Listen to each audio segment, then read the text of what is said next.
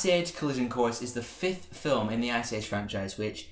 5th film? Really? We've got up to 5 films of the Ice Age series? Really? So in this film, we are reunited with the Herd once again. They have to escape this asteroid that's coming towards Earth. It's going to annihilate the entire planet. And yeah, do you really care what this film's about? Do you really care about the plot of Ice Age 5? Before I talk about Ice Age 5, here's a bit of background. I really liked the first Ice Age film quite a bit actually. Ice Age 2 and 3 I thought were fine, they were okay animated films, and Ice Age 4 I watched for the first time yesterday and I wasn't really a big fan of that film at all. So enter Ice Age 5 Collision Course, and this one is probably the worst one of the bunch. The only thing this film really has going for it is the animation. It's some really neat animation. And there were 1 or 2 parts in the film where I chuckled at some of the things that some of the characters said or some of the slapstick in the film. But the rest of the film is just...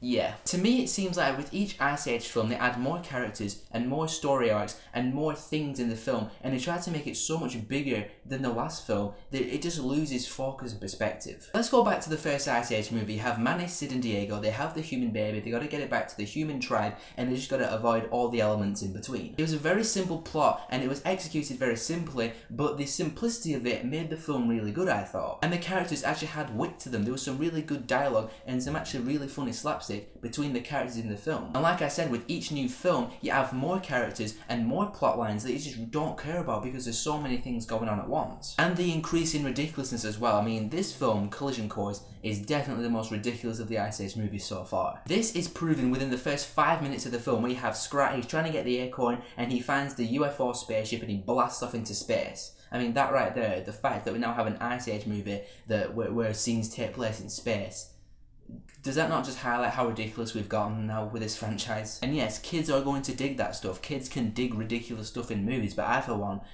I'm just like, okay, we started off really, really simply and really, really good with the first Ice Age movie, and now we're up to Ice Age 5, and we've got Scrat chasing his little acorn in space. And this film is just really cliche as well. There is a plot point in this film where Manny's daughter Peaches is getting married to this other mammoth, and it does that really overused plotline where, you know, the dad doesn't like the boyfriend, or he's not connected to the boyfriend, and you have to spend the film bonding with him and getting to know him, and you have to learn to let your daughter go. Every time the film cut back to that stuff, you're like, man, you need to bond with him, you need to establish a connection with him, and I just rolled my eyes. I'm like, really? You couldn't have thought of a better storyline? The rest of the characters in this film are pretty much character filler actually, like Diego, the saber-toothed tiger voiced by Dennis Lear, and his tiger girlfriend from the 4th movie.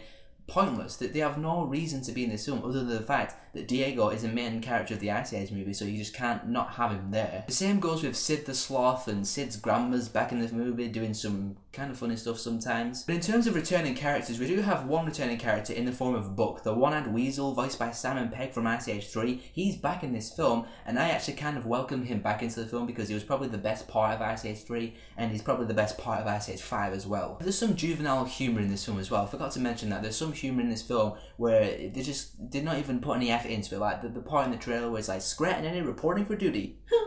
Duty. That kind of humour is in this film quite a few times. Overall, guys, Ice Age 5 is quite possibly the worst one of the franchise so far. I say so far because these films make a lot of money, and as long as they keep making money, they're going to keep making more of them. The only reason we're up to Ice Age 5 now is because the last 3 or 4 or whatever made a lot of money. They're going to make Ice Age 6, 7, 8, 9. And if this film is any indication, they're just going to get more and more ridiculous and more worse. I have a feeling I'm going to be too generous with this film, but I'm going to give Ice Age Collision Course a 2 out of 5, simply because kids are going to enjoy this film. So Ice Age Collision Course, have you seen it? What did you think about it? And what is your favourite film in the Ice Age franchise? For me, it always has been and always will be the first one. I still really like that film. Whatever your thoughts are, tell me in the comments below, and if you want to see more of my stuff, be sure to subscribe, and I'll see you all in the next video.